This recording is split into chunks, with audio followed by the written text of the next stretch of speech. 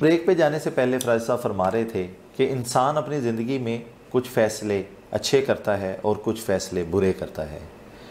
کوئی فیصلے ایسے کرتا ہے جو اس کی زندگی میں نقصانات لے کے آتے ہیں اور کچھ فیصلے ایسے کرتا ہے جو اس کی زندگی میں نفع لے کے آتے ہیں.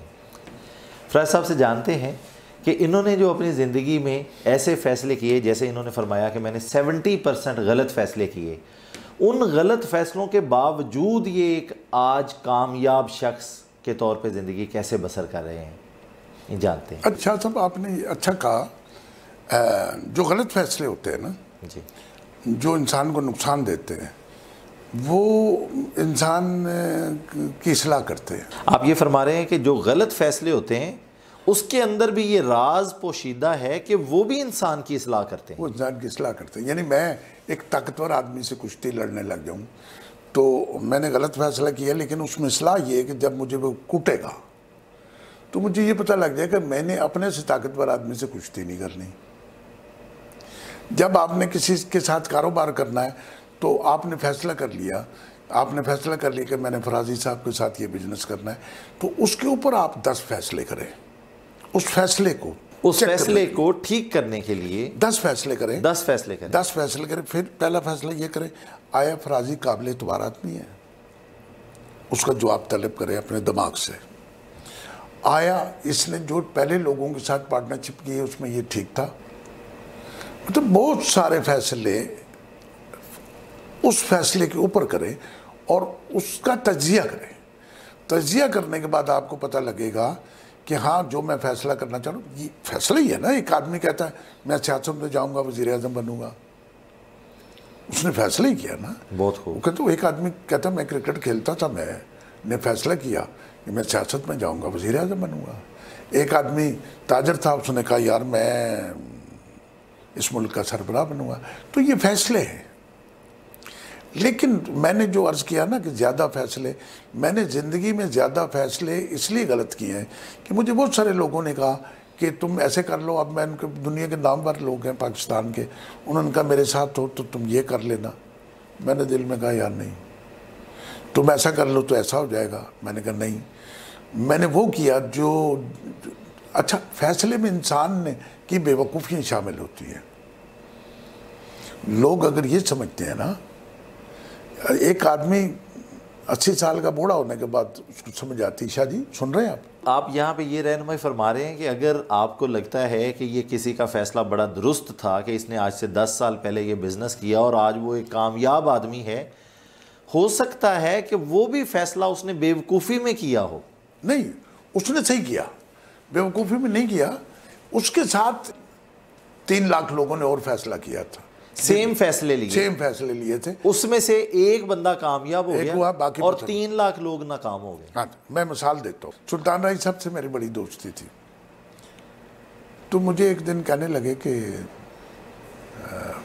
فائٹروں میں وہ پیسے تقسیم کرتے تھے جو ان کی ایج کے فائٹر تھے، خفیہ طور پہ. ویسے مشہور تھا کہ یہ سخی نہیں ہے. تو مجھے کہنے لگے کہ بات یہ، مجھے زیبو کہتے کہ زیبو بات یہ ہے کہ یہ جتنے لوگ ہیں نا، یہ سب سلطان رائی بننے آئے تھے. بہت خوب. یہ سینکڑوں لوگ جو میرے ساتھ فائٹ کرتے ہیں اور یہ 2-2 4-4 ہزار روپے میں کام کرتے ہیں، یہ سب سلطان رائی بننے آئے تھے اور سب کا فیصلہ درست تھا. لیکن جو میرا فیصلہ تھا اس پہ میرا جذبہ غالب تھا. میرے ساتھ ایسے حادثات بہت ہوئے کہ مجھے اگنور کیا جاتا تھا، مجھے باتیں کی جاتی تھی، لیکن میرے فیصلے کے اوپر میری قوت ارادی نے بڑا کام کیا.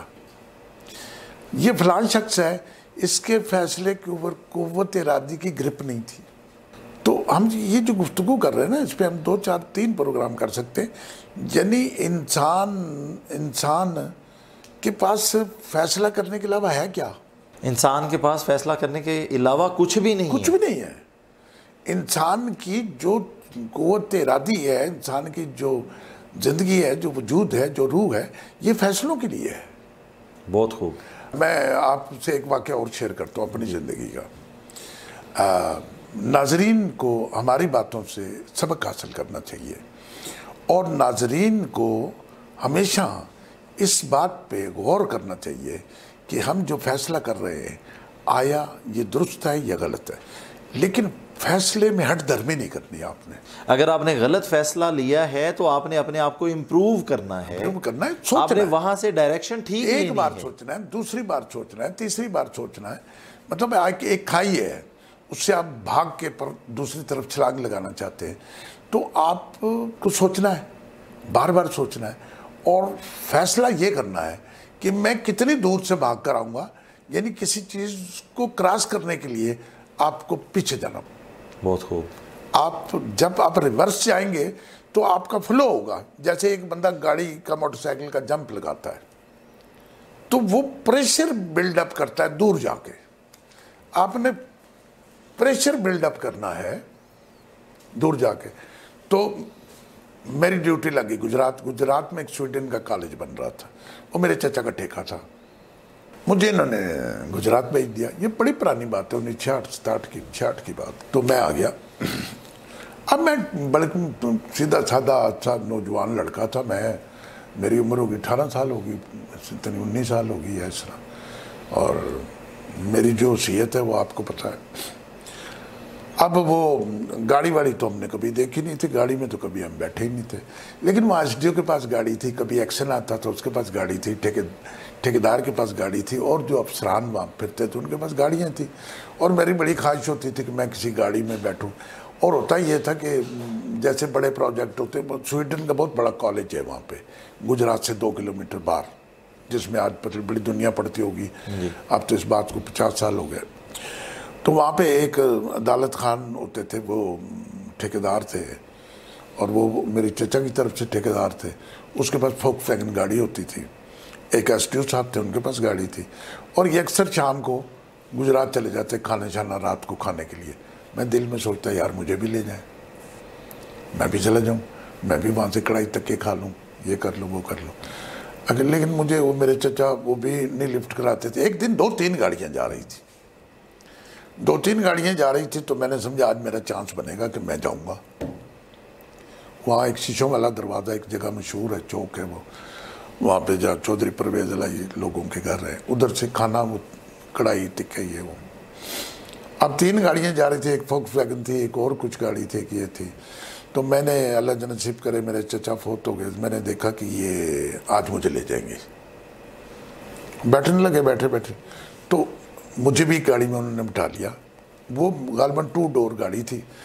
تو یوں بٹھایا، ادھر بٹھایا. میں جب اندر گیا تو وہ آگے 2-3 سواریاں بیٹھی تھیں، میں پھنس گیا. تو مجھے وہ ٹھیکیدار نے کہا چلو ان منڈے نو لا دیو. او مائی گاڈ. ان منڈے نو لا دیو. بالکل ٹھیک. اس دفعہ پھر آپ میں نے کہا میں نے بھی یہ فیصلہ کر لیا کہ میں نے نہیں جانا. دوسری گاڑی والے نے، جس میں کچھ گنجائش تھی، انہوں نے کہا جی انہوں بلا لو. مجھے اس وقت زیب کہتے تھے، کہتے انہوں بلا لو اس گاڑی. میں نے کہا یار میں نے نہیں جانا. جس گاڑی میں مجھے وہ بٹھانا چاہ رہے تھے انہوں نے کہا نہیں آ جاؤ. میں نے کہا نہیں میں نے نہیں جانا. وہ کہہ رہا آ جاؤ. میں نے کہا نہیں جانا. وہ تینوں گاڑیاں چلی گئی. ٹھیک 15 منٹ بعد پتہ لگا کہ اس گاڑی کا ایکسیڈنٹ ہو گیا. اس وقت بھی سنگل روڈ تھا. کوئی ٹرک تھا، ٹرالا تھا. ٹرالے تو اس وقت ہوتے نہیں تھے، ٹرک ہی ہوتے تھے. وہ گاڑی جس میں وہ 3-4-5 لوگ تھے، غالباً اب مجھے ساری کہانی نہیں پتا کہ وہ ایس ڈی او تھا، ساتھ کون لوگ تھے. وہ گاڑی کسی ٹرک میں جا کے لگی اور پیچھے جو بندے بیٹھے تھے ان میں سے 2 بندے مر گئے اور فرنٹ والا ڈرائیور بھی مر گیا اور وہ بھی مر گیا. تو یہ ہے چھٹی اس کا فیصلہ کہ میں نے جانے سے انکار کر دیا. انہوں نے مجھے پہلی گاڑی سے اتار دیا، دوسری گاڑی میں سے میں خود اتر گیا. یہ 3. ایک اور بھی چوتھا واقعہ، میں کتنے واقعات سناؤں. ایک تو میں پنڈی سے وہ واقعہ، اگر آپ اس کو مزید چلائیں گے وہ بھی واقعہ میں آپ کو بتاؤں گا کہ جس وین میں بیٹھ کے اتر گیا اس وین میں 4 لوگ مر گئے تھے. اللہ اکبر. جب ہم پیچھے پہنچے تو پتہ لگا کہ یہ وہی وین ہے. میں ڈرائیور کی پھرتی، اس نے کان میں مندری پہنی ہوئی تھی، یہ بھی 40 سال پہلے کی بات ہے. اس کی پھرتی، اس کا ٹیپ لگانا اور اونچی آواز کرنا اور یہ کرنا. میں 2 سواریاں ہم بیٹھے ہوئے تھے. تو راولپنڈی لیاقت باغ میں اس وقت اڈا ہوتا تھا. میں بیٹھ کے اتر گیا 15 मिनट बैठे ना सवारी और कोई नहीं बैठी, मैंने कहा इस गाड़ी में मैंने नहीं जाना। वो सफ़ेद रंग की गाड़ी थी, पीछे वाली गाड़ी में बैठ गया। बस स्टोरी ख़त्म करता हूँ। वो चले गए और तो ये जो सुहां के पास जहाँ आजकल बैरिया वैरिया बना है, यहाँ पे जाके वो गाड़ी का एक्सीडेंट हुआ। उस किसी गाड़ी के बीच में घुस गई वो, और उसमें बंदे मर गए। तो जब वो वैगनें रुकी, एक दूसरे की मदद के लिए रुकती हैं, तो मैंने देखा वो जालिम, ये तो वही गाड़ी है जिसमें मैं बैठा था, और जिसमें बैठा था मैं ड्राइवर के पीछे, या पता नहीं फ्रंट सीट पे मैं उतर गया। तो जिसमें मेरी चालाकी तो नहीं थी, लेकिन फैसला देखे ना जी शाह साहब, आप अगर अपने फैसलों की हिफाजत नहीं करेंगे, उसकी स्क्रीनिंग नहीं करेंगे, उसको जांच पड़ताल नहीं करेंगे, तो फिर आपको कैसे पता लगेगा कि मेरा फैसला सही है। आप 90% कोशिश करें कि ये जो मेरा फैसला है इसमें कितनी जान है। अगर उसके बावजूद आपके साथ कोई हादसा हो जाए तो हर फैसला आपका दुरुस्त तो हो नहीं सकता। बिल्कुल ठीक। फैज़ साहब, आपसे जानना चाहता हूँ कि आम तौर पे जिस तरह वाक़यात मिलते हैं, जो अल्लाह के नेक बुज़ुर्ग थे, जो बड़ी बड़ी हस्तियाँ हैं, इनको इंट्यूशंस होते थे, इनको एक डायरेक्शन मिल जाती थी। तो आप क्या समझते हैं कि आज के ज़माने में जो हमारे मुआशरे में हमारे जैसे इंसान हैं, क्या हमें भी कोई डायरेक्शन इस तरह की मिलती है, कोई इशारा मिलता है जिस तरह से कि जी आप ये वाली डायरेक्शन लेंगे तो ये डायरेक्शन ठीक है और ये गलत है? क्या हमारे जैसे लोगों को भी कोई इंट्यूशन, कोई इशारा, कोई इंडिकेशन मिलता है सर? मेरे फ़लसफ़े के अंदर अल्लाह ताला ने जिस इंसान को पैदा किया है उसके बीच में अल्लाह मौजूद है। थोड़ी सी अल्लाह का खौफ, थोड़ी सी अल्लाह की हकमियत, थोड़ी सी रब की कुदरत कि आप करीब रहें तो आपको यकीनन इशारा मिलेगा। बहुत खूब, बहुत खूब। अगर आप ये समझते हैं कि मैं साकिब शाह इस 15वीं सदी का आदमी हूँ, मैं तो बड़ा गुनहगार हूँ, मैं आप कदीम दुनिया उठा के देख लें, हर बंदे ने ये कहा कि मैं गुनहगार हूँ, मुझे अल्लाह माफ़ करे। जो इंसान थोड़े थोड़े गुनाह करता है ना, वो ये समझता है अल्लाह रहीम व करीम है, अल्लाह माफ़ करने वाला है। अल्लाह की सिफ़ात में सबसे बड़ी सिफ़ात जो है वो माफ़ी देनी है। बहुत खूब। डायरेक्शंस अभी भी मिलती हैं, इशारे अभी भी आते हैं। क्या बात है, आते हैं। यानी मैं कोई वली तो नहीं, सिर्फ अपने अंदर अल्लाह ताला के खौफ को उजागर रखना। हाँ, ये नहीं तो अपने अंदर अल्लाह ताला की हाकमियत को मानना है, अपने आप को, खुद को अपने रब से जोड़ने की जरूरत, जोड़ने के मतलब इसके लिए कोई इतना बड़ा फलसफा नहीं चाहिए कि आप बहुत बड़ा चिल्ला काटे हैं। और नहीं, आप अल्लाह की मखलूक है, और अल्लाह ने किसी खुसूसी बंदे के लिए नहीं कहा कि ये मेरा नाइब है, ये मेरा खलीफा है। किसी एक बंदे के लिए कहा, सबके लिए, पूरी कायनात के लिए कहा है, पूरी मखलूक के लिए कहा है। जो अल्लाह ताला ने, देखें जी, अल्लाह ताला ने जिस इंसान को पैदा किया है, अल्लाह ताला उसका मालिक है, और वो क्या बंदा है जो अपने मालिक से रब्ता नहीं कर सकता? क्या बात है। और ये कोई मुश्किल काम नहीं है। आप जब भी अल्लाह ताला, ये बड़ा आसान काम है कि मैं एक इरादा करता हूँ, एक फैसला करता हूँ, बहुत तो आंखें बंद करके शाह जी अल्लाह से कहता हूँ कि अल्लाह ताला मैंने तो अपनी तरफ से बड़ा बेहतरीन फैसला किया, अब मेरे इस फैसले में मदद फरमाना। हो सकता है मैं गलती पर हूँ, लेकिन मैंने इसकी जांच पड़ताल बड़ी की है। जैसे बेटी का रिश्ता करते हैं हम, जैसे भाई का रिश्ता करते हैं, जैसे दुनिया में लाख फैसले भी करने हैं, सिलेक्शंस भी लेनी है, डायरेक्शंस भी लेनी है, और फिर उसके बाद भी रजू अल्लाह से ही करना है। मदद उससे मांगनी है, मदद उसी से मांगनी, उससे मदद भी मांगनी है। और अगर ऐसा फैसला है जिसमें 4, 5, 6 लोगों से आप मशवरा कर सकते हैं तो आपने मशवरा ज़रूर करना है। दुनिया का उससे बड़ा बदबख्त आदमी कोई नहीं है जो अपने फैसले पे दूसरे से मशवरा नहीं करता। उससे बड़ा बदबख्त आदमी कोई नहीं है। ऐसा शख्स जो मशवरे नहीं करता, उसके बहुत ज़्यादा चांसेस हैं कि उसके फैसले गलत होंगे। जी सर, वो मतलब वन मैन शो तो है नहीं ना इस दुनिया में। हमारे नबियों पैगम्बरों ने मशवरा किया कि ऐसे कर ले तो ये होगा। हमारे नबी सल्लल्लाहु अलैहि वसल्लम के लिए अल्लाह ने कहते कायनात बनाई, तो मशवरा किया। बहुत खूब। हजरत अबू बकर से किया, हजरत उमर से किया, उससे किया, उससे सहाबा से किया कि ये जो मैं बात कर रहा हूँ इसमें आप मेरे मददगार हैं। सुभान अल्लाह। ठीक है जी। तो जब एक आम इंसान है جب ایک عام انسان ہے، ایک رشتہ آپ کرتے ہیں ایک بچی کا ایک بچے کا، تو اس میں کتنی اس کے ٹریک ہیں، کتنی چیزیں ہیں، پھر اس سے مشورہ کرتے ہیں، پھر اس سے مشورہ کرتے ہیں، پھر اس سے مشورہ کرتے ہیں، آخر جس نتیجے پر پہنچتے ہیں کہ آپ کر دیں، پھر اللہ مالک ہے۔ سبحان اللہ۔ مطلب یہ فیصلہ جو ہے وہ بیج ڈالنے کے برابر ہے۔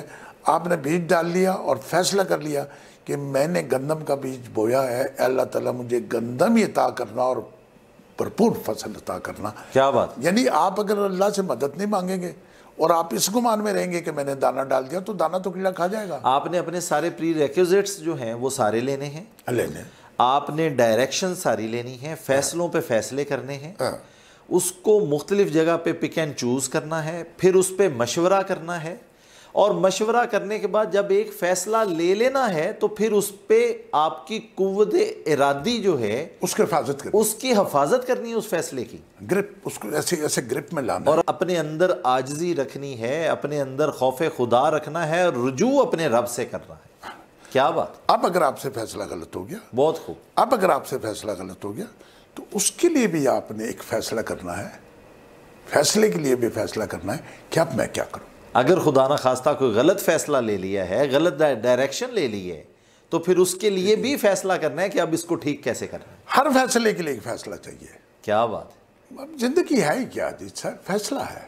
اگر زندگی کو ایک لفظ میں بیان کیا جائے تو فیصلہ ہے، تو وہ فیصلہ ہے۔ تو ڈاکٹر کہتا ہے اس کا بائی پاس آپریشن کرنا ہے، آپ فیصلہ کر لیں، یہاں لکھ لیں۔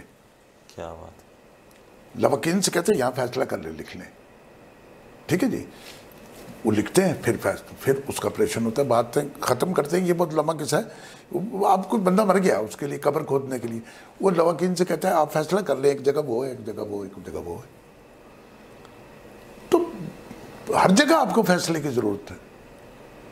بہت خوب۔ اور اگر آپ یہ سمجھتے ہیں کہ نہیں زندگی میں فیصلوں کی کیا ضرورت ہے، زندگی چلی گئی، نہیں، آپ نے بیج کا چھانٹا لگا کر، ٹھیک ہے جی، فیصلہ کر لیا کہ میں نے گندم بیج دیا، اب گندم اگے گی، اب آپ اس سے رجوع کر لیں جس نے گندم اگانی ہے، تو پھر آپ کی گندم اگے گی۔ بہت خوب، بہت ٹھیک ہے جی۔ فیض صاحب آپ کے شکر گزار ہیں، آپ نے بڑی زبردست، بڑی گہری باتیں کرتے ہیں، لیکن الحمدللہ آپ کے ساتھ پروگرام کرتے ہوئے اتنے ہزاروں پروگرام آپ کے ساتھ کیے ہیں، آپ کی جو سب سے بڑی جو خوبی ہے آپ کی باتوں کے اندر، آپ کی گفتگو کے اندر، وہ آپ کی سادگی ہے۔ بڑے سادہ لفظوں میں ہمیں ہماری رہنمائی کرتے ہیں، ہمارے ناظرین کی رہنمائی مشکل بات کیا کرنی سر، سیدھی سیدھی باتیں کر کے سارا فلسفہ سمجھا دیتے ہیں۔ آپ سے اجازت چاہتے ہیں۔ ناظرین محترم، فیض صاحب نے فرمایا کہ زندگی ایک فیصلے کا نام ہے، اور اگر آپ صحیح فیصلے لیں گے تو آپ کامیاب ہو سکیں گے۔ اگر خدا نخواستہ آپ نے کہیں پہ کوئی غلط فیصلہ لیا ہے، کوئی غلط ڈائریکشن لی ہے، تو اس غلط ڈائریکشن کو ٹھیک کرنے کی ڈائریکشن لیں، اپنے اندر عاجزی رکھیں، خوف خدا رکھیں، اور اپنے رب سے رجوع کرتے رہیں، دعا کرتے رہیں۔ یہی فیض عام کا مشن ہے، نیک بننا ہے، نیکی کی بات کو آگے پھیلانا ہے، اور جو فیصلے کرنے ہیں ان پہ اپنی قوت ارادی کو مضبوط رکھنا ہے۔ آپ کے شکر گزار ہیں فیض صاحب، آپ کے شکر گزار ہیں، آپ نے اپنے قیمتی وقت سے ہمارے لیے وقت نکالا۔ ناظرین محترم، اپنے میزبان کو اجازت دیجیے، اللہ نگہبان۔